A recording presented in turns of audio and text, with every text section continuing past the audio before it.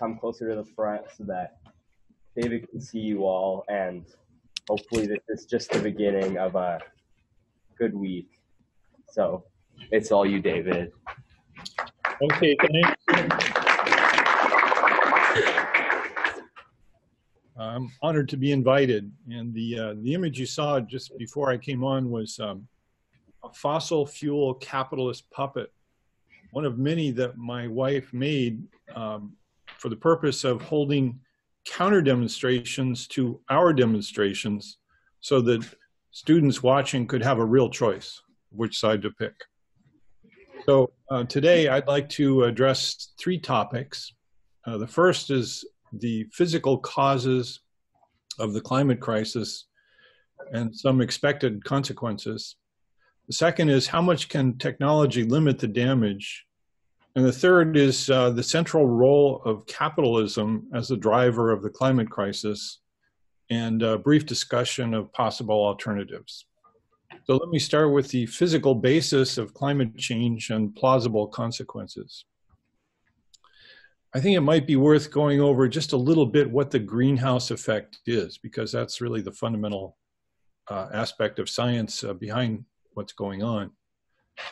So the way that works is that there are certain gases called greenhouse gases, which I'm sure you're familiar with, mainly carbon dioxide, methane, nitrous oxide, water vapor, and many others. And the physical properties of these gases are such that the main form of radiation from the sun, visible light, passes through them without any interaction, or very rare interactions. But that light, the light that is not reflected back into space, which penetrates all the way to the ground, to the surface, whether it's the surface of the ocean or the ground surface, is heated up by that light. And any body which is warmed also radiates back.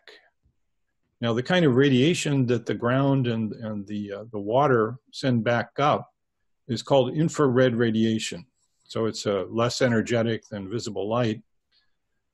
But it's this kind of radiation that the greenhouse gases can interact with. So what happens when the ground radiates the infrared radiation back upward, these greenhouse gases capture the photons and are excited.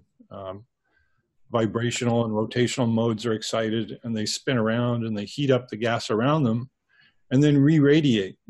And some of that radiation goes out into space, but some of it goes back to the ground. And so there's this sort of bouncing back and forth from the radiation of the greenhouse gases. And I'm sure many of you know that another effect of the main greenhouse gas, carbon dioxide, is ocean acidification. And the way that works is that carbon dioxide and water at the interface of the atmosphere and the ocean undergo a chemical reaction to form something called carbonic acid, which wreaks havoc on shelled sea life. So at the current rate of global emissions, climate models predict 4 degrees Celsius to 7 degrees Celsius warming above pre-industrial averages by the year 2100, which is a time frame within the lifetimes of young people today.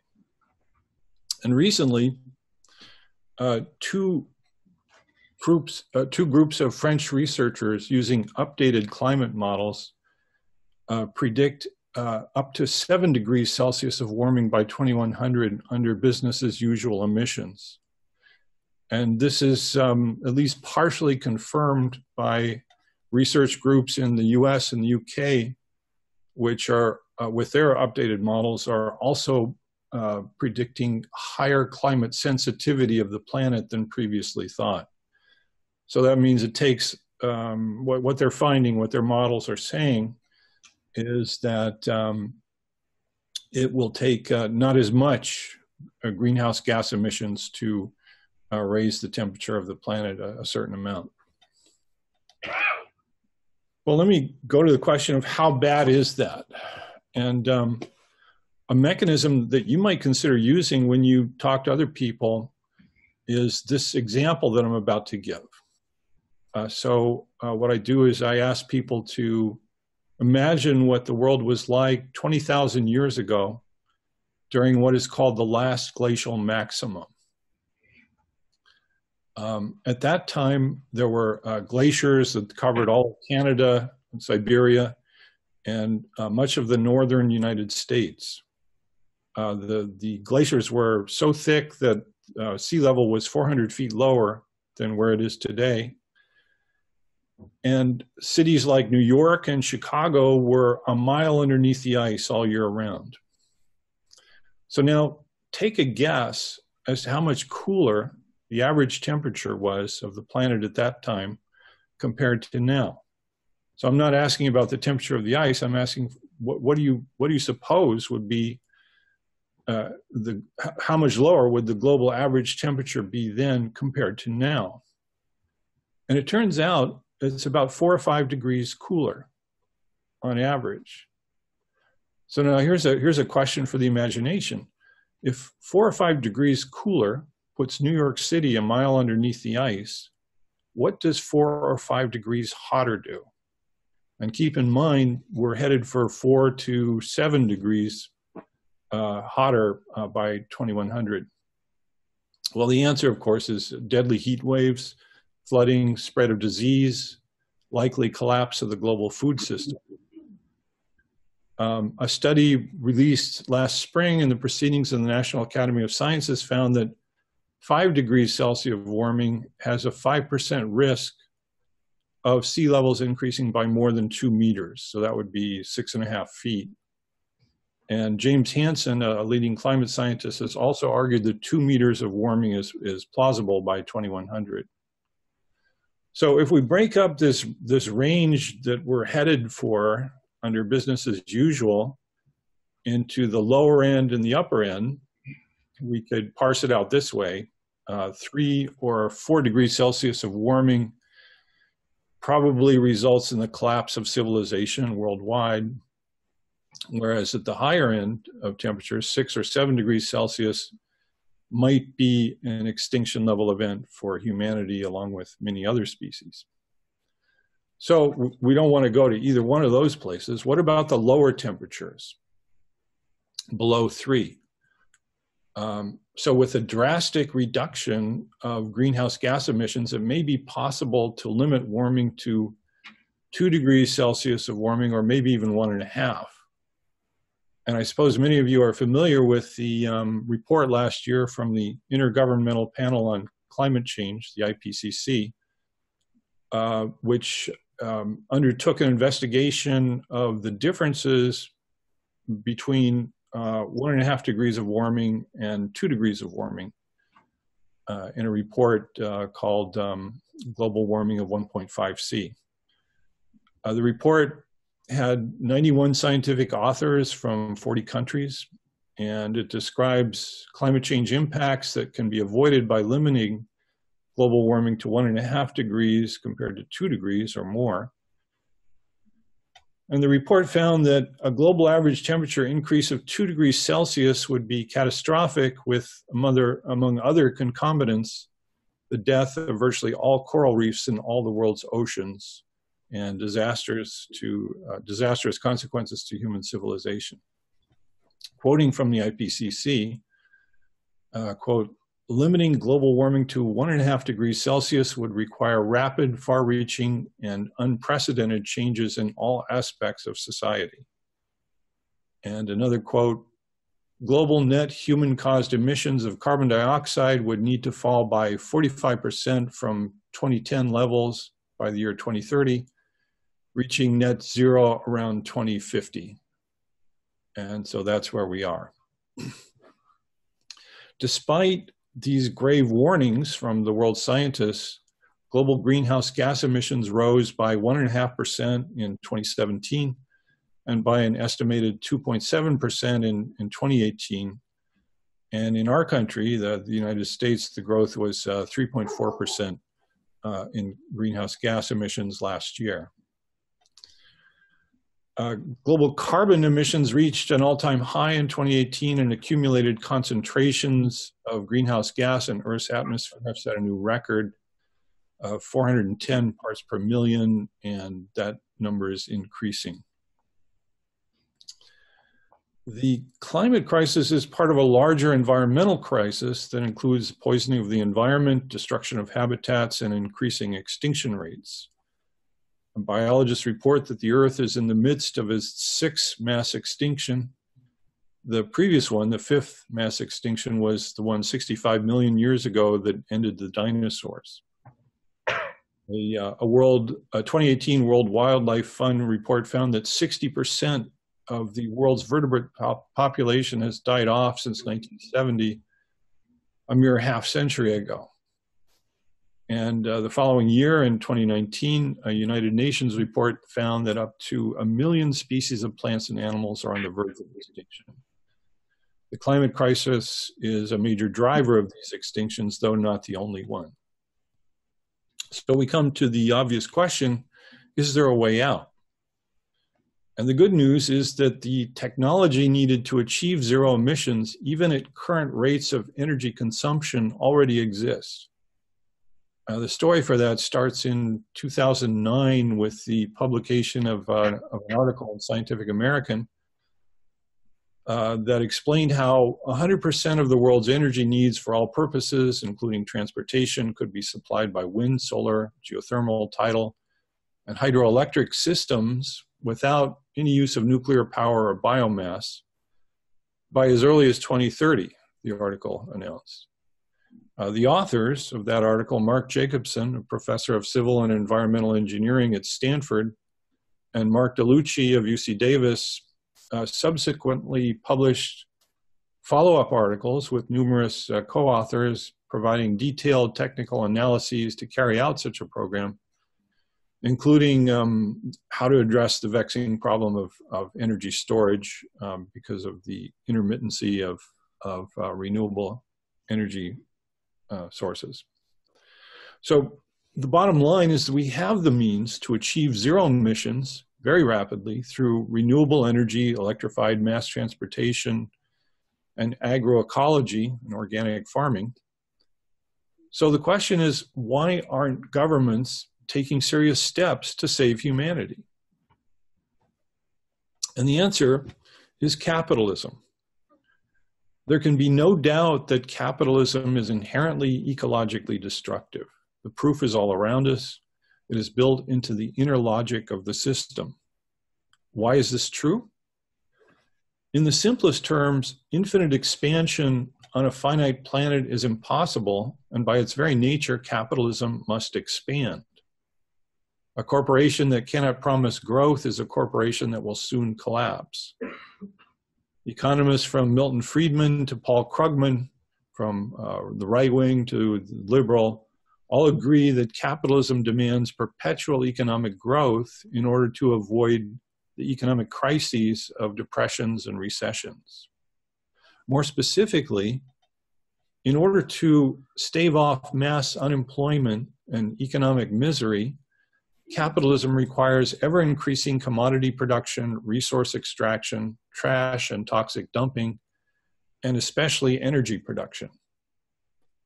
Today, humanity uses the equivalent of 1.7 Earths to provide the natural resources we use and absorb our waste.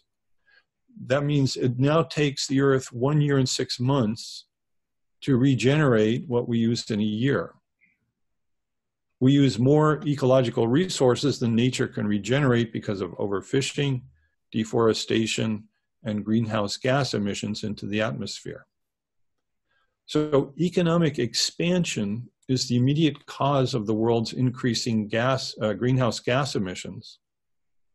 But why exactly does capitalism require economic growth? A full explanation is not possible in one lecture, but the main ingredients include the role of credit and debt, which forces borrowers to produce more than the capital that was invested. The ingredients include economic competition, and the so-called Jevons principle of economics, which says that increases in energy efficiency result in more rather than less consumption in any capitalist economy. In recent weeks, there has been news of fires in Indonesia, the Arctic Circle, and the Amazon rainforest in South America. And I'll just say a few words about that latter one. The Amazon rainforest has some 300 billion trees, which includes 15,000 different species of trees. And it holds 20% of the world's biodiversity. Half the mass of a tree comes from the carbon that the tree sucked out of the atmosphere through photosynthesis. And researchers have predicted that 3 degrees Celsius of global warming could cause the Amazon rainforest to burn down and turn into a savanna or possibly even a desert. So imagine all of the carbon from 300 billion trees going back up into the atmosphere. That would be game over for the climate and over for us. The climate and ecological crisis is not just one of many serious problems, it's the problem. And that means that capitalism, the driver of the crisis, is the problem. Everything else is a footnote. Because the climate crisis is an existential threat, all social justice movements must come to grips with and address it in some way. And they have to address the driver of that crisis, namely capitalism. There can be no social justice, after all, on a dead planet. Capitalism's war against nature includes exploding mountaintops for the cheapest possible extraction of coal, expanding dead zones and acidification of the oceans, toxic waste dumps, and much else. The ever-increasing efficiency in waging this war serves the capitalist class by lowering costs and driving up consumption and therefore profits. Not only does capitalism threaten our very survival, it is a failed economic system in its own terms, leaving in its wake institutionalized racism and unprecedented extremes of wealth inequality. In the words of Malcolm X, quote, "You can't have capitalism without racism." Many well-meaning climate activists fall into the trap of looking to green capitalism to save the environment. But capitalism, green or otherwise, cannot adequately address the climate crisis, whether through carbon tax, cap and trade, carbon offsets, government support of renewably generated electricity, so-called green products, or adding other externalities to the cost of doing business. All of these proposals to deal with capitalism's externalities via market solutions only commodify the destruction of nature. They do not stop the drive to planetary suicide. Investment bankers and the financial sector stand to benefit from trading schemes offered by cap and trade, whereas a uniform carbon tax would be a predictable cost of doing business for fossil fuel industries. None of these green capitalist policies would stave off the impending climate catastrophe, but instituting one of them could shift wealth in one direction or the other within the capitalist class. Preserving capitalism is the top priority imposed by NGOs and nonprofit organizations. Protecting the earth is the secondary goal, and it requires a workaround. Overall, their positions may be summarized by saying something like, "It's truly a shame about the planet, but we have to keep capitalism." Green capitalists also sometimes point to the European social democracies as green capitalist solutions. Countries like Germany, Sweden, Denmark, or Norway. These countries have made important strides in renewable electricity production, and much of that should be emulated elsewhere. But allow me to make 2 observations about these nations. 1, these countries are among the least capitalist in the global capitalist system in the sense that their working classes hold greater relative power than elsewhere. So there is an important correlation to observe. The less capitalism, the less damage to the environment. 2, in a system as vast as the global capitalist system, variations are inevitable. Some centers will produce greater than average carbon emissions and others less. But the components of capitalism are so interconnected and interdependent that no single nation or region can be isolated in terms of its effect on the climate. When one looks closely at these capitalist economies, serious problems emerge. For example, Germany is the world's largest exporter of lignite coal. That's the dirtiest kind of coal. Denmark and Norway each export oil and gas. In fact, the Norwegian state-owned company Statoil has had investments in the Alberta tar sands and has plans to drill in the Arctic. Sweden is the 3rd largest weapons exporter per capita in the world, with arms shipments to regimes conducting massive human rights violations. That military hardware enforces the flow of oil and other resources into the capitalist centers. My point here is not to belittle the European social democracies for their important efforts and achievements to become more sustainable. These advances are the result of popular pressure on the governments of these nations, and they help point the way toward further improvements. Rather, the point I'm trying to make is that even the most environmentally benign capitalist social formations fall far short of what is needed to avoid climate catastrophe. The term green capitalism is an oxymoron. Limited to the framework of the global capitalist system, the most we can do is slow the pace of planetary destruction, but we cannot stop it. The only real solution is to abolish capitalism and replace it with a system of human cooperation that can coexist with nature. The scale of the change required to achieve a sustainable civilization is staggering. Not only is it necessary to shut down the world's fossil fuel industries, but also to drastically retrench the industries that depend on them, such as the automobile, airline shipping, petrochemical, factory farming, junk food production, plastic production, and above all, the war industries. Degrowth requires global cooperation and cannot possibly succeed within the whirlwind of US violence. The Pentagon is also the largest institutional greenhouse gas polluter.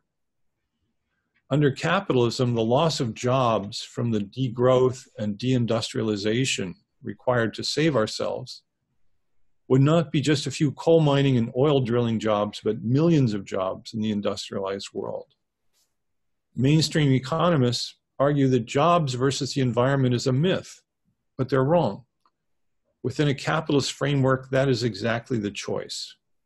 What we would need to do under capitalism to save the biosphere, including ourselves, would result in total economic collapse.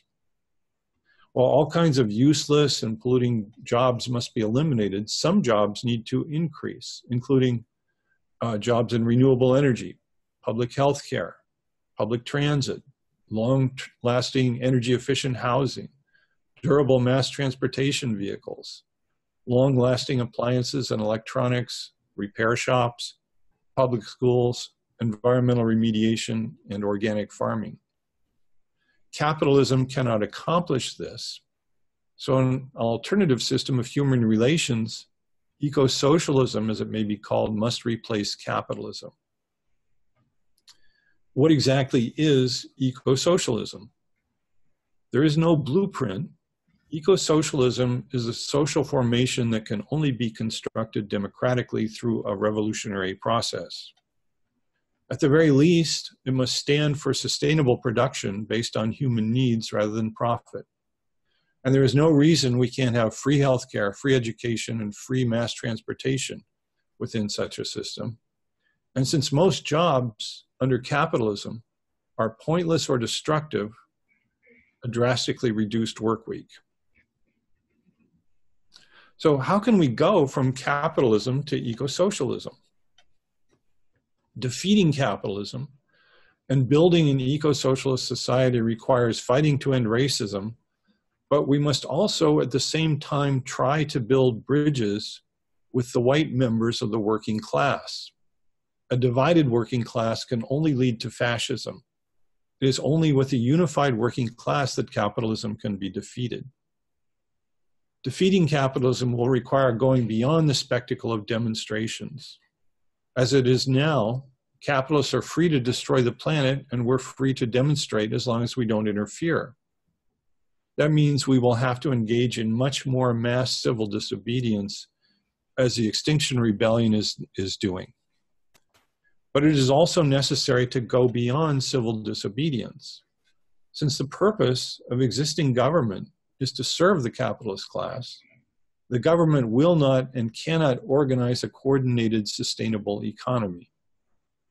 A unified working class is capable of organizing and carrying out national and international general strikes as part of a revolutionary struggle to overturn capitalism and take over the means of production. Such actions with the concomitant level of class unity would be pivotal in the struggle to dismantle capitalism. However, such a high degree of organized resistance does not yet exist. So what can be done under the present circumstances? Given the global environmental emergency, we must find ways to popularize a nationwide three-point list of demands. To, number one, nationalize the fossil fuel industry and the industries that depend on fossil fuels in order to phase them out. Two, launch an emergency program to rapidly phase in renewable power, electrified mass transportation, and sustainable agriculture. And three, institute a federal public works program similar to FDR's 1930s Depression programs to employ workers from fossil fuel dependent industries to build a new sustainable national economy. In short, we need a Green New Deal with real teeth. Demands such as these demands push capitalism to the limits of what it can offer. So we have to do that first and then continue to make demands that are necessary to achieve a sustainable planet that capitalism cannot offer, putting in question its continued existence. Of the Democrats, Bernie Sanders' version is the only version of the Green New Deal that comes close to what is needed. And I think for that reason, it needs to be supported. At the same time, it is important not to fall into the trap of reformism. The goal is not to reform capitalism in order to make it marginally more bearable, but rather to build opposition to it. A kinder, gentler form of capitalism is just the slow road to planetary suicide. For example, a demonstration organized by a nonprofit organization to halt fossil fuel extraction at a particular site may take the form of appealing to corporations to be better corporate citizens, or for elected representatives whose campaigns are funded by corporations to increase regulations. That's reformism. But participating in such a demonstration while distributing flyers and holding placards that identify capitalism as the driver of the crisis advances the struggle in a non-reformist way. In the context of struggling for reforms, we must make clear that these are not sufficient goals in themselves, but must be seen as steps in building a broad mass movement to struggle for an eco-socialist future. So I think I'll stop there and ask for a discussion, questions, or points of view. So thank you for your attention.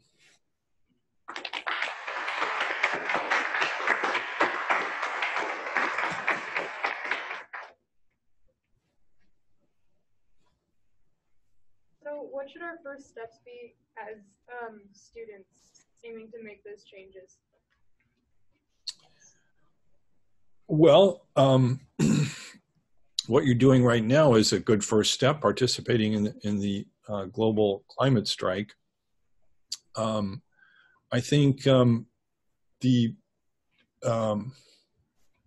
best chance that we have for survival is, it's sort of the last best chance, is the Green New Deal. And you know, as I mentioned before, that was the version that Bernie Sanders has proposed is the best of the lot. And so I think we should press to support that, and also at the same time push to radicalize it further. So for example, in Bernie Sanders' Green New Deal, there's a lot of discussion about electric cars and building an infrastructure to support them, you know, charging stations. But really what we need more than that is an electrified mass transportation system. So you see, an electric car with under current production methods has about half the carbon footprint of a gas car. So it's better. So it's a lot better. It's half as bad. But still, it has half the footprint of a gas car. So we really need to get away from the idea of single occupant vehicles and move towards mass transportation. I guess I'm sort of going off on tangents here, so let me stop there and let you respond. I mean, yeah, I agree.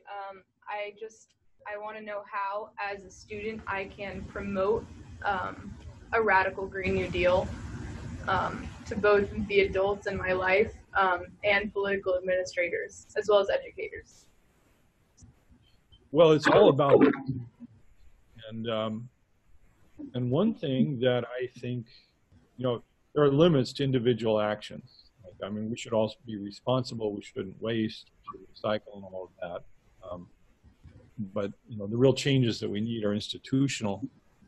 But there is really, I think there's one really important thing that individuals can do, and that's to say the word capitalism twice a week when you're talking to a friend or a relative, and say something bad about it. Because, you know, if you think about it, it's very rare that you even hear the word. You know, you can go for years without hearing the word capitalism, except maybe, you know, on Fox News, where some economist praises it as the only possible way we can get along.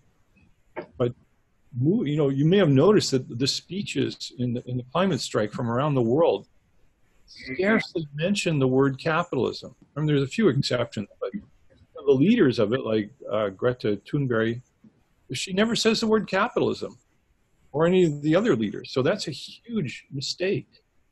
I mean, we really, even if you really love capitalism, but you want to reform it, you know, like let's say along the lines of 350.org or something, the only way to really get significant reform is to challenge its existence. And the historical example that really proves that is the New Deal itself under FDR, the 1930s. The reason for Social Security and all those other reforms was because communists and socialists were working with labor unions to threaten the very existence of capitalism. So FDR turned to the other capitalists. He was very pro-capitalist. He wanted to save capitalism. And in fact, that's what he did. He turned to the other capitalists and he said, look, if you want to save capitalism, you better give these reforms. We better reform, because otherwise we're going to lose the whole thing. But the liberal activists, the spokespersons, you know, who are leading the climate strike these days, just treat it like a sacred word that must never be uttered in public. I mean, as I say, there's some exceptions, and they're important, but that's the mainstream. So what you can do as an individual is start talking about it. I mean, it's the driver of the crisis, and people won't say the word. So talk about it. It's all about hearts and minds at this stage. Our organization's pretty good at calling it out by name, I would say. But yeah, do you think that the reason Greta and other young climate activists won't say the word is because they're afraid that that's going to scare people off from making change? Well, that could be the reason, or it could be she hasn't thought of it yet. I mean, she's brilliant. She's wonderful, but she's only 16, right? And so, you know, maybe she just hasn't evolved to that point yet. But if that's her calculus, you know, if she's just thinking, well, we don't want to alienate the liberals or something, that's wrong. And once again, let me point to the 1930s. the way to get really substantial reforms, even if you're in love with capitalism, is to challenge its existence and threaten to abolish it. So we really have to press harder than they did in the 1930s. We have to, not be satisfied with these reforms. We got to go all the way. There's a young man in the third row in the green turquoise shirt. My name is Rex, by the way. Nice to meet you. My question is, earlier you were saying that green capitalism in itself is an oxymoron because you can't have a green capitalism. Don't you think that a Green New Deal is somewhat of an oxymoron then, because you can't have all these reforms under this current system of capitalism, how it's institutionalized within our government? So yeah, yeah, you're right. It is really a green capitalist proposal, but given the situation we're in, we really need some breathing room. We need to slow down the pace of destruction, and that is possible within capitalism. So, as a first step, we got to buy some time, and then I think push capitalism to its maximum capability to produce reforms, and slow the destructions, and then at that point, politically, it becomes an issue of, well, to go to the next steps, the steps beyond the Green New Deal, to go to the next steps to really, seal the deal and save the planet. We have a choice. We can either keep capitalism and die, or we can get rid of it and live. And so, at this stage, we're at the point where we haven't reached that limit yet of what capitalism can provide. So we have to push it to it's the maximum extent of what is available.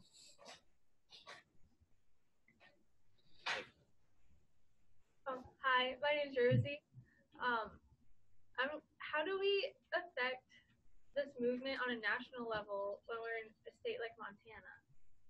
Like, I know we have to do it on a local level, but if we push past that, how are we going to do that? Well, there hasn't been that much achievement at the local level in most places. I guess from what I've seen of where you are, it's really extraordinary what you've been able to accomplish at the local level from what I can see. It seems that there are a lot of high school and college students in Missoula who have been radicalized and who are active at the local level. Is my perception right there? Yeah, for Missoula. Yeah. So you want to know, well, now that you've convinced everybody there, what do you do next? Yeah. Well, electoral politics is green capitalism. It's true, but it still has some potential to push in the right direction. So what about city council members? Are there any who will, like any similar to Shama Sawant, who will say bad things about capitalism during city council meetings? Well, that could be something. Yeah.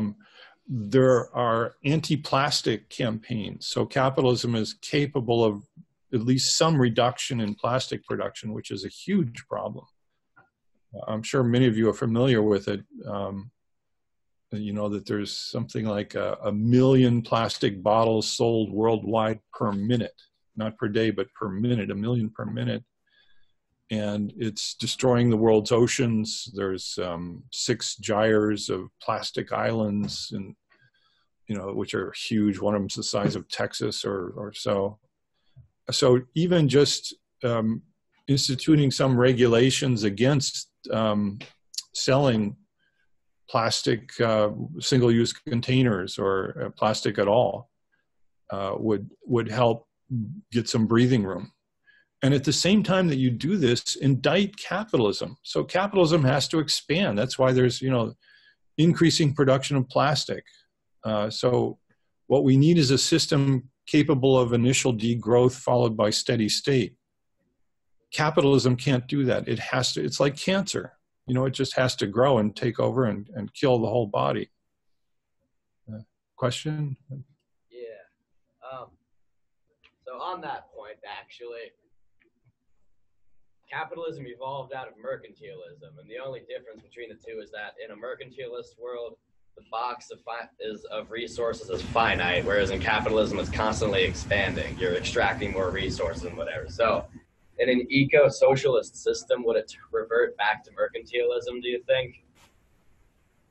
Well, so the focus really there is on the socialism part. So I said that capitalism by its nature has a grow or die imperative. I mean, it's got to grow, or everybody's on the street, they're homeless. It's like the 1930s depression.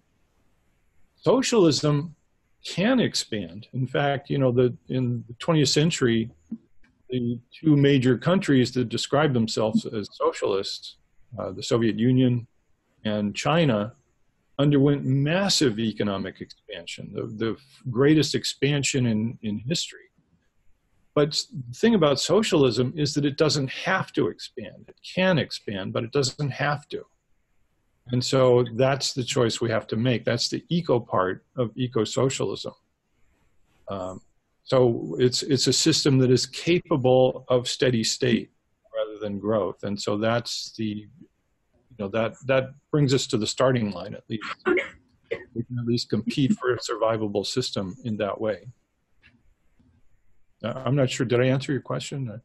Yeah, you're saying that in an eco-socialist system, like, we don't necessarily have to extract more resources and more wealth from the natural world in order to keep fueling our economy. We don't That's right. have to, but we can. So my question, a follow-up to that, actually, I'd like to ask, I mean, if we have the choice between growing in a socialist system, if we have a choice between growing and remaining stationary, won't most people choose to grow because that will make them wealthier in their state? And if so, doesn't that just mean there's going to be more resource and wealth extraction from the natural world? How can we have both a socialist system that chooses to stay stationary when people could choose to be more wealthy? Well, capitalism is only about 300 to 500 years old. So it's not human nature. Humans have been around for 200,000 years. So, you do encounter that argument that, well, it's just human nature that you have to want to drive to the mall every weekend when you're not working and walk around like a zombie staring at your smartphone and buy a bunch of plastic junk and throw it in the trunk and drive home and then throw it away and then next weekend repeat.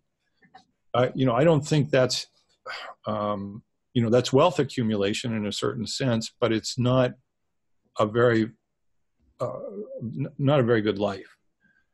So wouldn't it be better to repurpose these malls that people gravitate toward as community centers where you could have gardens, you could have plays, you could have concerts, you could have sports, things that don't necessarily involve money, but involve community and a much more fulfilling life.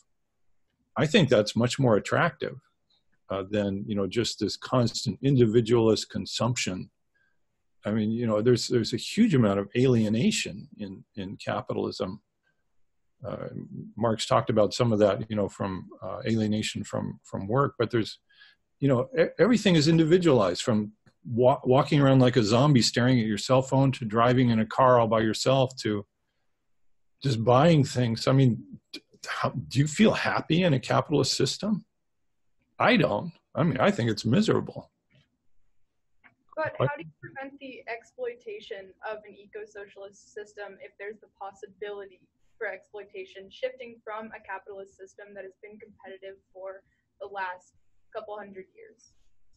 Well, so the driving force of capitalism is profit, right? The basic ingredient is something called surplus value, where a capitalist takes the money and invests it, in which case it's called capital, and gets people to work for him and pays them less than the value of their work.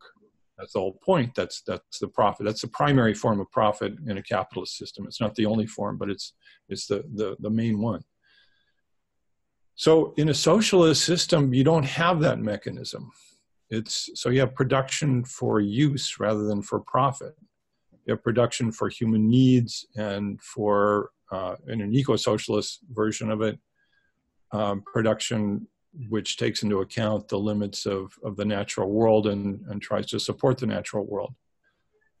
So as I mentioned very briefly when I was talking before, most jobs in capitalism are either pointless or destructive. Like take insurance companies, for example. I mean, people spend 8 hours a day, 40 hours a week, pushing papers around, which end up just denying people health care. That's a job, but it's a destructive job. Or take Wall Street, the entire stock market. I mean, what do they actually do? They don't make anything. They don't provide any real service. They just take money. So couldn't we survive in a system where maybe a standard work week that would give you the full benefits of employment would be maybe 10 hours or 15 hours a week, and the rest of the time is yours to pursue creative activities? I mean, isn't that a better life? Where does greed fit into that? What would be the point of just filling your house with a bunch of plastic junk that you could buy under capitalism, as opposed to having a much more fulfilled life like that? I agree totally, but I don't think, can we predict the actions of those who are currently in power to forsake their wealth in that way? Or should I say, how after, let's say a Green New Deal is proposed and it's successful and we slow our emissions, how do we shift our political, social, and economic infrastructure so massively? Well, yeah, so you asked a few, the first question you asked was, I believe was, can we trust our political leaders to move in that direction? Did I get that right? Effectively, yeah, from a capitalist system where they have always benefited to an eco-socialist system where they are expected to produce only what is necessary without relying on profit. Yeah, so the answer to that question is no. We can't trust them. I figure, so how does that alter?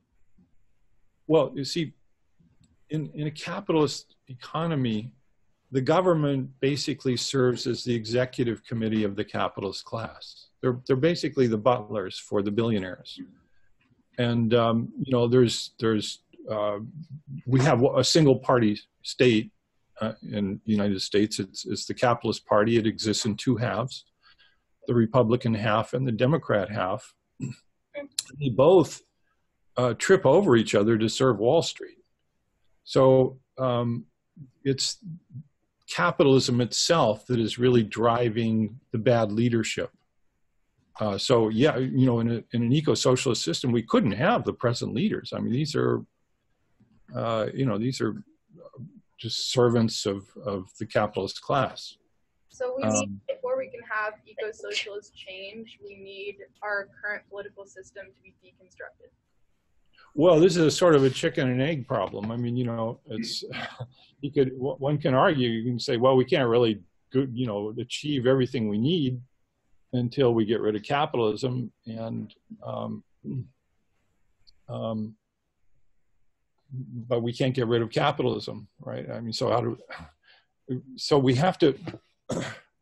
Let's see. I guess the other part of the question you asked was how do we go from here to there? How do we achieve eco-socialism? Did I get that right? A step along the way, I believe, would be a series of general strikes. So if we look at the Bolshevik Revolution in Russia, not out of admiration necessarily, but just for the mechanics of how a revolution can work, a key component was a general strike. I mean, everybody just stopped working, and then the capitalists within the Duma fled, and the Bolsheviks marched in and took over. So you see, the on-off switch to capitalism is this surplus value. And so that the hand on that switch is the hand of the workers. And so, you know, if workers from different parts of the economy collaborate and work together, you know, there's a lot of things that can be done. The capitalists are helpless in the face of a unified working class. So building that unity is really important. And I'll just mention that I think that the past 3 decades of progressive activity focused largely on identity politics has been rather destructive. You know, the right wing has promoted identity politics as well, you know, in the form of white nationalism and Zionism and, you know, that sort of thing. What we really need, what the left used to do, you know, like back in the 1930s, was build bridges, was to combat racism, but to do it by building bridges rather than segregating people by ethnicity. So that's a problem even within our own ranks, I feel. Okay, on that note, actually, you just talked about how when the left was trying to, you know, shake the foundation of racism, it was building bridges and such.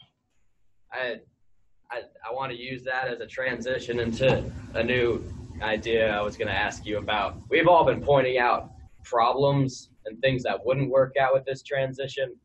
I want to point out something that I think would work, and I think would be a good first step to answer Rosie's question earlier on how to nationalize this movement more. I think capitalism, since the 80s, has kind of been manufacturing our own culture for us into something of materialism that we've kind of subtly, subconsciously allowed to happen. Because right now we have a culture of kind of harsh materialism that I agree with you, I don't feel very happy in. But I think the best way to make people start realizing in this eco-socialist system, we could have 15-hour work weeks. We could do a lot of other things and have happier lives. In order to mobilize people's imaginations on how an eco-socialist system could benefit them and make them want to help us in the movements to revolutionize the system, change it, I think the best way is to shift out of a culture of materialism, which serves capitalism, into a culture that would be more likely, that would make people more willing to go to an eco-socialist system. They change the culture into a culture that wants change, is what I'd say. And so I think that the things that come to mind in doing that is to mobilize people and getting outside and stuff and realizing the natural world we have before it's gone, giving them something to fight for, or rather. But I like my idea of changing the culture into a culture that wants change. So how else do you think we can change the culture of people in this country in order to make them into a country of peoples that want to help us with this movement, want to become an eco-socialist system? How do we persuade the minds and hearts of people? Well, one way is to support universal health care, Medicare for all. You know, that's going to make people happier because they have less to worry about, and it also empowers the working class because then they're not as tied down to a particular employment. They have greater freedom of action. So, like, for example, during a strike, they can continue to have health care. So it's a crucially important component. And it's something that is achievable within the framework of capitalism. In fact, the United States is an outlier. Virtually every other industrialized country has some decent form of universal health care. So that's a very important step to work toward. Woman in the third row. So I guess I'm sort of wondering, you were talking about this like idyllic lifestyle under eco-socialism where we have like shorter work weeks and more time to invest in like creative endeavors that we really care about. And I'm just wondering like how, I mean, it's my personal opinion that our current government and like the global government isn't really going to respond to what we have to say, and that it's going to take a pretty serious revolution to get where we want to go. And I'm just wondering, how do you suggest like overthrowing our current system without letting our society delve into complete anarchy? Well, anarchy is going to be a pretty hard thing to avoid. There's, I mean, even just following the status quo, there's going to be a huge disruption coming in the next decade or two, you know, with climate refugees. I didn't mention that, you know, there have been some studies of these climate models focused on particular regions of the world where the climate modelers put a very fine grid on, you know, on some region, like the Middle East or Southeast Asia. And what these studies find is that there are certain parts of the world that will become uninhabitable due to something called wet bulb temperature, which increases, which is a measure of sort of a combination of increased heat and increased humidity.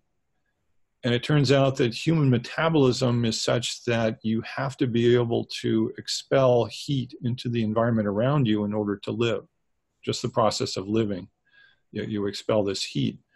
But if it's so hot outside of your body and so humid that you can't sweat and cool yourself off, then you die from something called hyperthermia. So it turns out that under business as usual, there's certain parts of the world that will undergo this kind of transition for a number of days out of the year. And that's going to drive refugees, you know, along with the collapse of the food system. So, I mean, you look at what's going on with refugees now, you know, from Syria into Europe and from Central America and Mexico into the United States. Multiply that by 10 or multiply that by 100. And, you know, it's a pretty ugly looking world. You know, with its impoverished refugees tends to fuel fascist movements, you know, racist fascist movements. So we really have a lot on our plate. That's just the status quo. That's just if you do nothing. You know, what we have to do is organize and try to accommodate. Well, we've got to get the emissions down to zero as rapidly as possible to avoid some of these worst case scenarios. And we have to work together and build unity and make demands within the capitalist framework that can be accommodated and continue to make demands after that can be accommodated and continue until the demands cannot be accommodated within the capitalist system because it just interferes with the whole system of profits. So then, you know, the public looks at this and says, well, let's see. So we have a choice. We can meet these demands through a system other than capitalism, or we can keep capitalism and pretty much suffer enormous consequences. So which way are people going to go in that situation?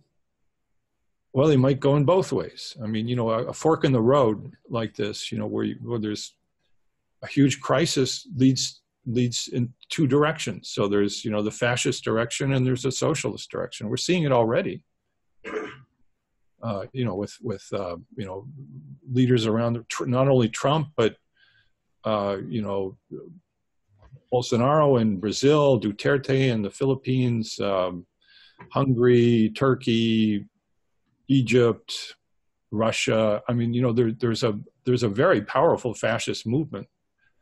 And so they're ahead of us. We need to catch up. You know, the eco-socialists have to catch up. We're way behind. And the way you catch up is, you know, primarily hearts and minds. So, you know, talk to people, you know, tell them, use the word capitalism when you talk to them. Tell them about its destructiveness. And also people, you know, they need something more than just capitalism is bad. They need something that's positive, something to work for. So that's why I brought up the aspects of eco-socialism that are very attractive, and they're certainly achievable if we really band together and work for it.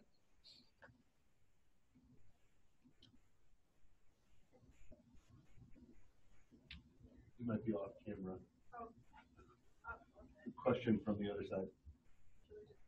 Yeah. Going back to what you said about the Bolshevik in the early 19th, I'm sorry, I can't hear.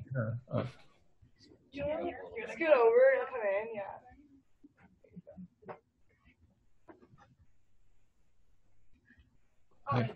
Is there any merit in violent rebellion to achieve eco-socialism?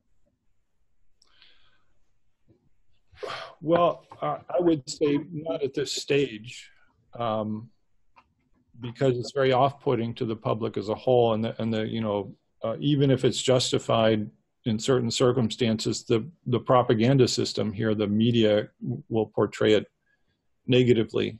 We see examples of that all around the world. The violence in revolution really is of multiple types. So, if going back to the Bolshevik Revolution, again, not in order to praise whatever happened afterward, but just to look at the mechanics again, was primarily a nonviolent revolution, which was led by general strikes. The violence came afterwards as in the form of the counter-revolution. And so that, that's when the fighting really began. So we can expect that too. If the working class makes certain achievements, if we, the 99% of the people make certain achievements which are not acceptable to the capitalists, they will unleash violence. And then there can be, a violence of defense by us. So violence is a very complicated thing. It's hard to make general pronouncements, but I would say, tactically at this point, nonviolence is really the best bet. I think it's the most persuasive. And since we're working from a position of weakness, it's really the best tool.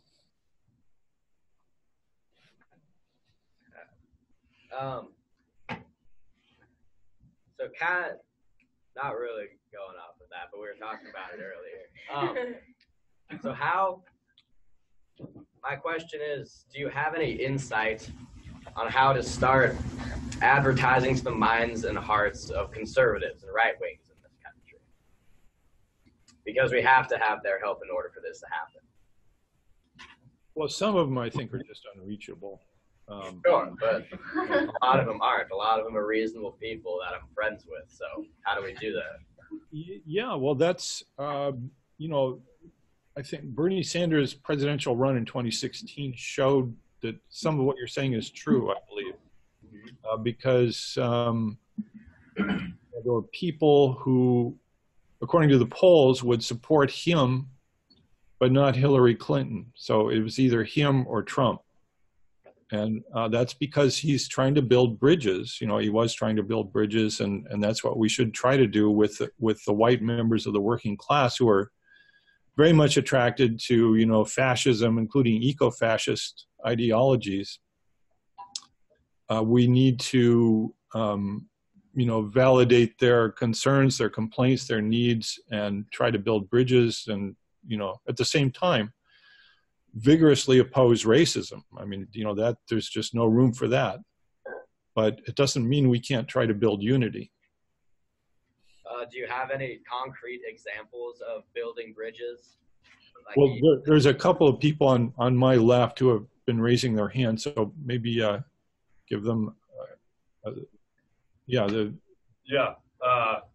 Right now we're seeing a surprising, for me, nerve being touched with the targeting of our education system and how capitalism reproduces itself.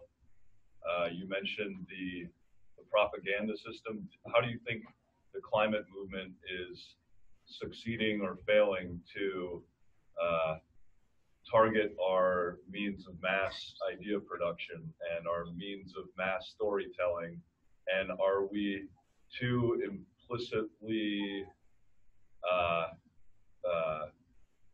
leaving that space to the powers that be? How do we change that? Yeah, well, going against the propaganda system is no trivial matter. But I think that the climate movement has made some inroads in that direction. So if you look at the media coverage of the climate strike, I mean, there seems to be an acknowledgement that we really do have to do something about the climate. And the constraint is that, you know, within the propaganda system, the top priority is the preservation of the profit system, the capitalism. But second is preserving the planet. So there, you know, there's some penetration, I think, from the climate movement there, but it's, you know, there's a long ways to go, and maybe there's some potential for social media. There's limits, you know, something like Facebook is owned by the capitalists, and they can turn off your messaging anytime they want, but there's, at the moment, there's opportunities to, you know, to reach hearts and minds, I think. So the gentleman with his hand raised there, and yeah, first of all, obviously this is for the students, their day, and so I just wanted to, first of all, your guys' questions are blowing my mind. So, but something I wanted to share, that I share with my students in the past is to kind of understand that capitalism isn't just an economic system. It's not at all that. In fact, if I've learned anything in the last couple of decades, it's a cultural system. So when Mr. Klein was trying to describe when we're talking about human nature, that the argument that there isn't a human nature, right, that it's something that is culturally constructed.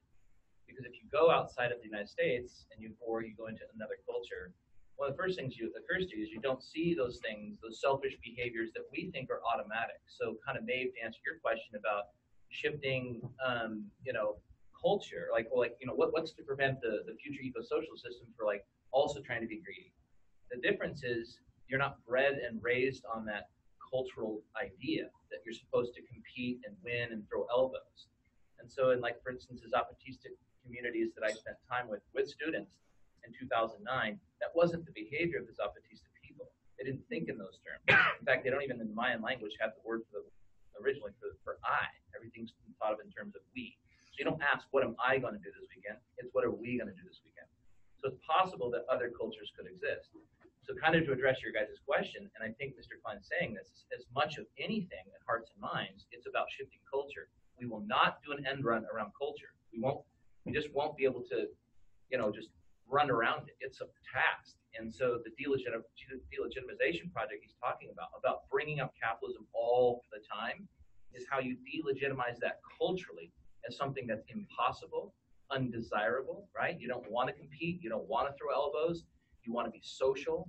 That our culture and its logic is always there before you wake up in the morning. That doesn't have to be that way. So that begins with shifting the values that are inherently pushed in our classrooms as children. And because your schools are reproducing it, right, it's also guilty of reproducing that culture. So we don't just need curriculum change. We need, like, system change in schools, because, like, right now our education system is set up to replicate an inherently competitive capitalist system. Yeah. Think of all the rituals. Think of saying pledges of allegiance. Think about football games. Think of all the things that reproduce competitive behavior and competitive culture. There was a doctor from San Diego that went down to the region of Chiapas, Mexico, the Mayan cultures in the 1920s, and he was trying to help them become more wealthy as communities and deal with their poverty. You know, not looking at any history or colonization or anything like that. He was just sitting there saying, how do we make these people be more competitive so they can compete in the capitalist world? So he put basketball courts. He actually went down there, concrete, the whole 9 yards, and made these outdoor basketball courts and put them in these individual communities, thinking Mayans will start playing basketball and become more competitive people. When we went down there in these opportunist communities, that's not how they played basketball. They passed the ball. You know what I'm saying? It wasn't about the individual. You could ask them questions like, who's the best? And they're like, I don't know, he's pretty good at shooting, he's pretty good at passing. You know what I mean? Like, they didn't think in terms of winning and best. So it was a failed project because culturally they were inoculated. Just think about it in terms of capitalism as a cultural project with a logic as much as anything. Sorry. oh, they're very good. Yeah, thank you.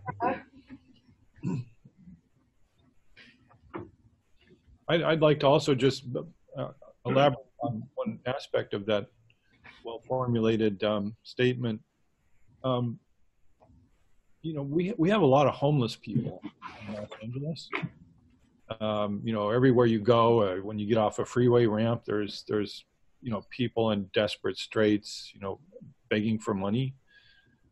can you really be happy in a situation like that? Like let's say you're really well off and you have to step over these homeless people to go buy your giant TV screens or whatever you like. I mean, be happy when there's that much misery surrounding you?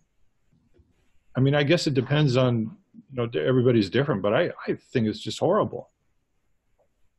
I mean, wouldn't you rather be in a society where people are guaranteed to have certain, basic supports like healthcare, a place to live, food to eat? That's something that socialism can provide. Do you feel that way? I mean, doesn't that seem to be like much more? I guess everyday interactions are effectively conditioning for like a non-empathetic society. So that's part of the problem. Like your parents teach you to just walk past homeless people, never give them $5 or whatever. And then it's like easier to like overlook greater tragedies. So like it's a matter of like building scale. And pretty soon, like you're complicit and you don't care. And that's that.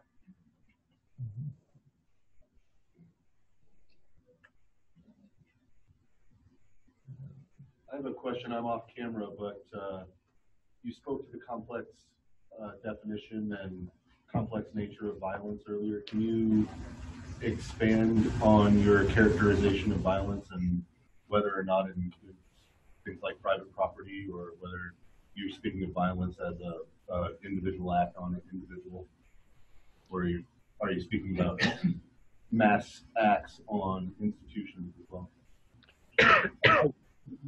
I'm no expert on this, and I don't really have a very complete analysis. But I think there are very different forms of violence. So, for example, if a man rapes a woman and violently hurts her, and in the process she scratches his cheeks in order to escape, so was she violent?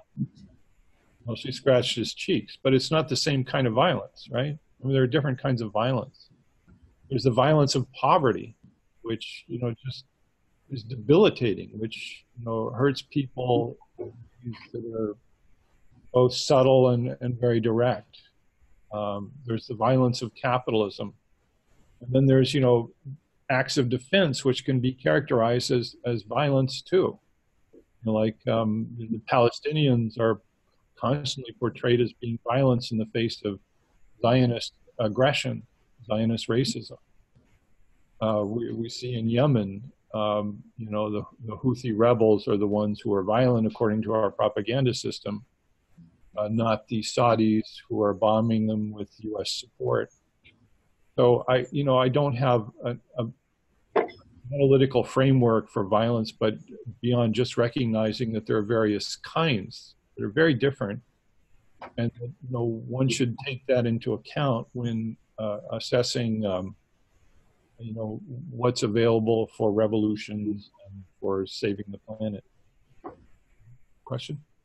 Do you think that, or you might have mentioned this, but do you think that nonviolence could work? Because if you look at like the civil rights movement, do you think I think nonviolence is our best tool right now. It's, if done well, it's persuasive, but I don't think that it's always universally, the only choice. There are certain situations where I think that people and movements need to defend themselves from certain kinds of violence of extermination. It's a complicated situation.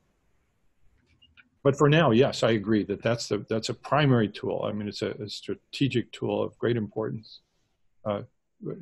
With your hand up? I was wondering what aspects you think of our political institutions that we currently have are worth retaining post-eco-socialist revolution, if any. I'm talking like the three branches, representation in the sense that we have it now. And if none of those things are to be retained, what would they be replaced with? Yeah, so what kind of structures, governmental structures, would be appropriate for an eco-socialist future?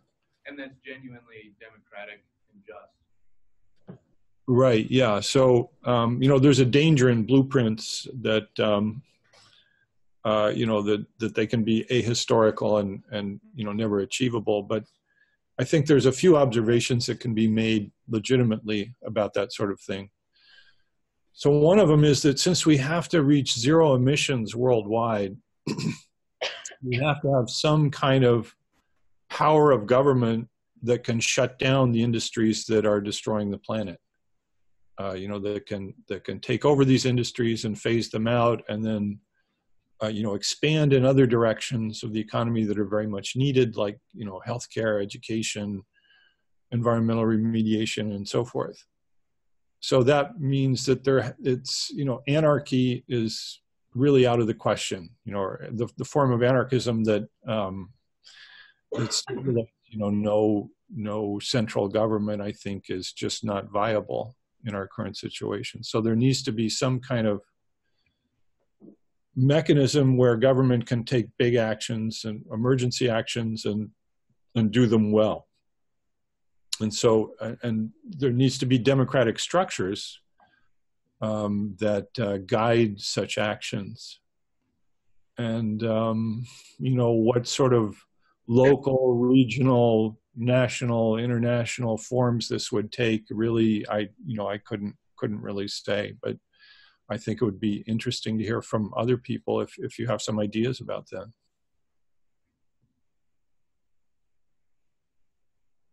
What your name? My name? Yeah, Rex. You're amazing, by the way. Rex was asking a question. I think it relates to Danny's, too, the one that was just asked of you, and that is about talking to people with conservative values, or people who fancy themselves from the right. One of the things that Slavoj Žižek, a philosopher, said recently was, how do we starve the oxygen supply between Steve Bannon followers and alt-right, rhetoric? And the idea, and he was saying both Jeremy Corbyn in the UK and Bernie Sanders locally, is with programs. And he's saying, Mr. Klein here is talking about Medicare for all, Green New Deal, absolve all student loan debt, make universities free. These are programs that have currency with anybody, right? Especially for working class people. So there is something very desirable within the eco-socialist frame that can shift culture if you talk about it saying, all the time. And Bernie's proof of it, right? When he talks in conservative places, like he was in this town hall in Pennsylvania, Fox News thought they would set him up and make him look bad. But all of the audience by the end was just like raucously applauding Bernie Sanders because he's got that program, right? And so that's what I would offer. And then kind of speaks a little bit to Danny as far as electoral system, is that is something that immediately can make cultural shifts. Yeah, I think there's a lot of aspects of life under an eco-socialist system, as much as they are outlined by Dr. Klein, that seem to be advantageous, or at least coherence to the values of conservatives. Like when I've been working on Boy Scout, when I've been working at Boy Scout camps in the summers, I'm like the only liberal dude on the island, literally. It's funny. Wow. I work on an island on a flathead lake, but they all have this, they all, not trying to other them here, but they all have this kind of just appreciation for a simpler lifestyle that they have. It's just like going to the lake and enjoying the simplicity of it in the summers. And I feel like they would have a lot of a better time, too, if they were working 10, 15-hour work weeks. Because while they seem to value capitalism, they aren't the ones kicking ass in it. They aren't the stock investors getting millions of dollars off of it. They're getting just as much money now under capitalist system as they would be under the eco-socialist system, with a lot less time of the work week, it seems like. So they can have that same lifestyle, simplicity, under this system. And it's not like it's their fault for listening to the rhetoric that they've been given their entire lives, but there's a lot of bridges we could utilize when we're trying to do this, when we're trying to nationalize this struggle. There's a lot of bridges we can form between the left and the right. We just haven't really realized them yet. We haven't been utilizing them, certainly. Going back for a second, though, I wanted to touch on, what's your name? Sorry. Gemma. Oh yeah, Gemma. Okay, on your point of nonviolence, Uh-huh. one of the main differences between Nelson Mandela and the rest of nonviolence movements is that after a certain point, he said we have to be violent in order to get what we want. Right. He said that the oppressor sets the stage of play. Mhm. And so under the regimes of apartheid, it was basically all the institutionalized racism plus the reservation system for Indians, plus all of like the alt-right rhetoric we have now. All of that together was apartheid. It's nothing Right. we've ever imagined in America. And so the only way to get rid of that was to start killing whites and to start doing it very violently. That was the only thing that toppled the regime in South Africa. So depending on how things work out, nonviolence is our best motive right now, but something that should be at least be part of the conversation is the oppressor in this circumstance is the capitalist system. So the stage they set, if it becomes violent like it did at Standing Rock, it's going to have to be something we consider. Yeah, I want definitely. to point Yeah. that. No, that's definitely true. I just, yeah, for And, sure. yeah. That's fine. So I have a question for you. So you spoke about the Medicare for all, which is a very good idea. But can you hear me? Yes, I can hear. Uh-huh. Because you looked well perplexed. So, okay, so my question is, so we have a lot of labor unions in this country. And labor unions have been, you know, they've been labeled as not doing what they should really be doing. Because in order to be part of a labor union, you need to be employed in an institution which will pay its dues, to the labor union, so that you can protect your job. And you live in California, and over the years, I watched how graduate students in California and how they form their own union, so that they could have at least hours and benefits, the faculty get. So in an eco-socialist framework, I would think, the labor unions are already, part of the institution of democracy. How important do you think it might be, for young people to, to unionize, their outrage, because I think that this would give a more, sort of a mechanistic way of approaching, changing laws, or having a living wage for everyone. Seems to me, the unions would be the way to go about it. So I'd like to hear your views about it. So unions within a capitalist framework are really a different sort of thing than unions within a socialist framework. The idea of socialism is that workers are in charge to begin with. So the idea of socialism is to democratize the workplace. Under capitalism, the workplace is a tyranny that is completely controlled by the owner, by the capitalist. So socialism attempts to turn that upside down and democratize the workplace, not just the political sphere, but the economic sphere as well. So, if it's done properly and with that kind of idea, I don't know that unions make much sense in a socialist context, but they do make a lot of sense in a capitalist context. But even within the capitalist context, the situation is very mixed. So to give you an example, where I am, in Los Angeles, there was a environmentally oriented, very progressive candidate running for city council against a Republican who was in the back pocket of the oil and gas industry.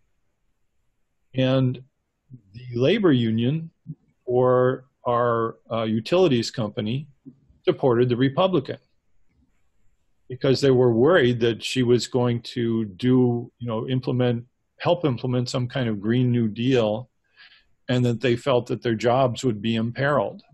So their jobs are to maintain the oil and gas industry.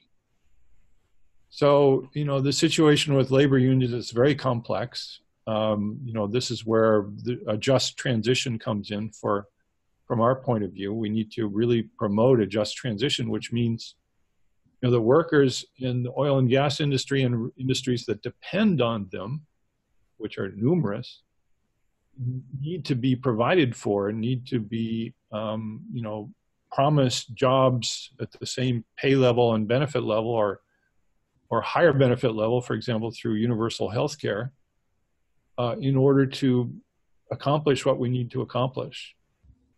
I'm not sure, did I answer your question?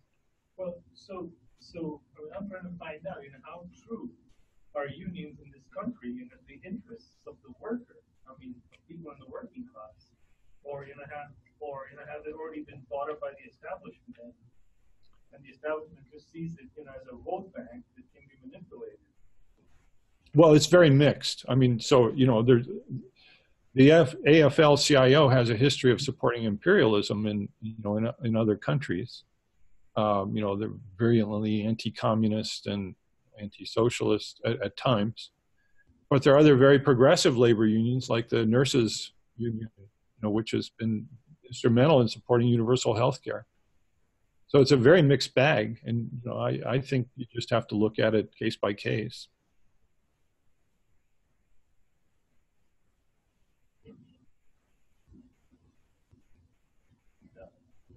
I don't know if you can see me, but I have a question for you, Dr. Klein, and that is there an economic model you're familiar with that fits well with your vision of an eco-socialist world?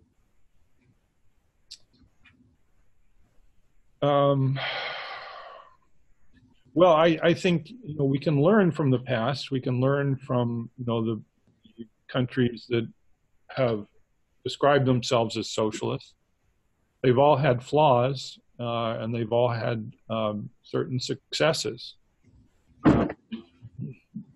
So I don't think any one of them is really the prototype blueprint that we all must follow. But the way eco-socialism is created, along with democratic structures, is through a process, through a revolutionary and democratic process, and it's not from somebody like me dictating, what it's going to look like. Nobody can really know. It's going to evolve out of historical processes. I think it's important to have very positive visions, to point out aspects of such a system that we can insist upon. For example, universal health care and free education and free mass transportation. We can say, well, we insist on these aspects, but the governing structures which will, which we hope will evolve in the struggle for eco-socialism have to come out of the revolutionary and democratic processes and historical processes. I don't know how to predict that or describe it very precisely, but if other people have ideas, I'd certainly be interested to hear. Well, just an idea of donut economics by Kate Raworth. I don't know if you're familiar with that. It's a circular economy. Could you repeat it, please? It's called Donut Economics by Kate Raworth, and it's a circular economy. I'm not familiar with that, so please go ahead. Please describe it. Well, it's a system that tries to create a just and safe place for everyone on the planet, and it considers energy, it considers ocean acidification, pollution, and then it also counts as serious the importance of the household economy in the world, and then it's also got systems in it where it's regenerative, tries to have regenerative systems and feedback loops, and considers the overall health of the biosphere along with the needs of people, housing, water, soil, and food production as well. I don't know if I'm doing a very good job of explaining it, but And so there are mechanisms that are described to achieve these. Is that the idea? Yes. Well, it's good to have ideas like that out on the table, and things that people can look at and build upon. So the gentleman with the hand up on my right. Hi, David. This is Dave Jones. Thank you so much for doing this for us. Appreciate your jumping in on this. My question to you is about your support for the Jacobson study that we can have all the energy we need provided by renewables. I wonder if there's a study that shows how much of the carbon budget such an outbuild of renewable energy would take up for the planet, and if we're really going to be talking about trying to provide the same amount of energy we use now in a future scenario, or if maybe we should be talking more about using less energy generally. That's an excellent point. Yeah, thanks for bringing it up. Yeah, so Mark Jacobson and his co-authors envision a capitalist global economy. And so they did calculations and analyses to try to answer the question, can renewable energy production be scaled up to such an extent that we can run all of the operations that we're currently running within the global capitalist system? And the basic answer was yes. Yes, we can. There's so much renewable energy available that that is possible. But then the question that you raise, a very important question, is that desirable? And certainly, I would say certainly not. We don't want to be producing energy at the current high levels, let alone projected higher levels of the future. So, for example, the biggest user of the biggest institutional user of emitter of greenhouse gases, the military, we certainly want to cut back on that. We want to cut back on production of junk, all the plastic junk. There's a huge amount of energy that goes into that. We don't need that. We don't want that. It's destructive. So there's a lot of unneeded and even destructive uses of energies that really need to be scaled back, and we should be using much less energy. For example, just even something as simple as lighting up a city at night, or the increasing number of lights on cars. Now that the LED technology has evolved to that point, just to have lights for the sake of lights is just one of the many stupidities of capitalism. And so you're right. We do need to scale back on energy and use it wisely. So the man in the my far right with his hand up, yeah. I have a number of friends in the area as well as back home where I'm from in North Dakota that I think romanticize this kind of misanthropic view of an apocalypse, that they have homesteads or farms or they're hunters, and they have this sense that they would be able to weather the storm, and I think they have this desire to kind of see the fall of man, and kind of this bootstrapping, cream of the crop will rise post-apocalypse vibe, and kind of the eugenic sense of we're already overpopulated, and thinking that we as a species just kind of deserve this, that it's been a long time coming, and romanticize the idea of extinction, and maybe even themselves becoming extinct personally, but also just as a species, thinking that it's been long overdue. And to be perfectly honest, I have some of those tendencies too. I'm kind of a pessimist about human nature sometimes and our species. And I'm curious if you have any rebuttal towards that mentality of saying, we're fucked and we deserve it. Oh, well, that's an interesting perspective. Okay, so one point that could be made is that, I mentioned before that there was a United Nations report just this year that there is a million species of plants and animals are on the verge of extinction. So it's not merely human beings that are endangered, but much of the natural world. And so these pioneer types, survivalists that you mentioned, would they want to see, the animals that they like to go out and shoot for hunting, to see them all dead? Would they like to see, a huge genocide of plants and animals on the planet as well? Maybe they envision that most of the humans that they don't like go away, die off, and just they and their friends survive and have a nice, cozy world to themselves. But with 4 or 5, 6 degrees of warming, the habitable zones on the planet will contract drastically towards the poles. And, there'll be, the biosphere will suffer enormously. So they may not be visualizing in a very realistic way of what they're, looking forward to. Thanks for being here and for your answer, by the way.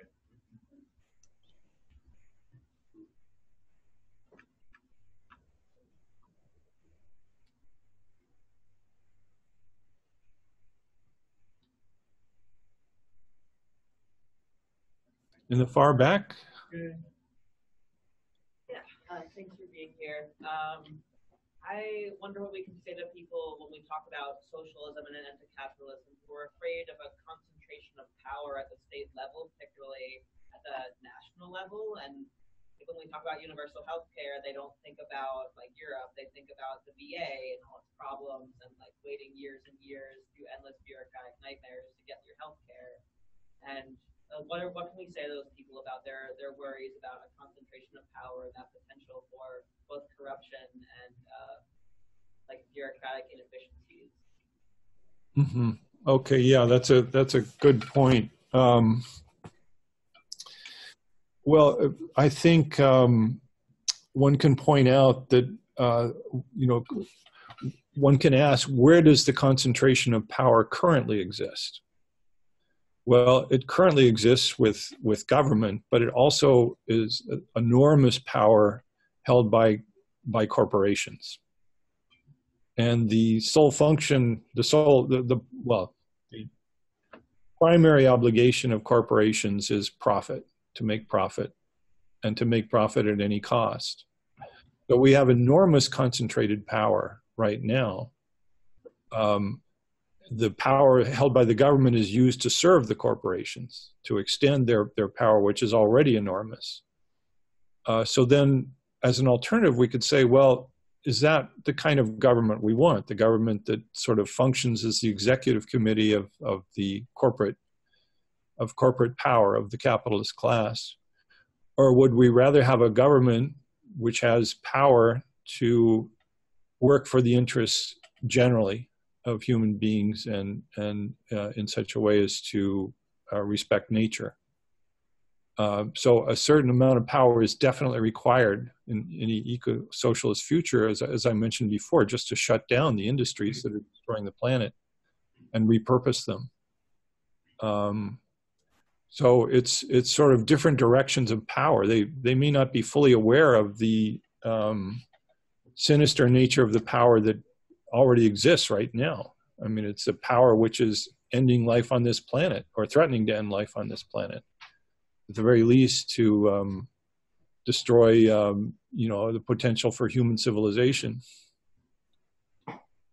Does that seem to work? Yeah, no, I think that makes sense to me. I think just in particularly America, there's a very strong anti-government sentiment, especially of the national government. Getting over that culturally, I feel like is quite the challenge. I don't know if you can speak to that in America, that we have this very, like, not everyone obviously, but in general, there's a culture of like individualism and yeah, you're right. Maybe another way to put it is that worrying about the government is like worrying about the clowns in the circus when you really could be talking to the owners. And the owners are the corporations. They're the ones that really run the show and decide which politicians get elected. Okay,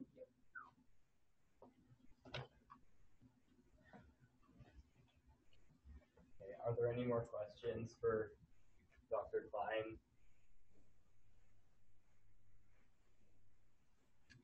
Okay, so I don't think there's any more questions today, so thank you for your time, and on behalf of the students of Missoula Climate Strike, we really appreciate it. Well, thank you for inviting me.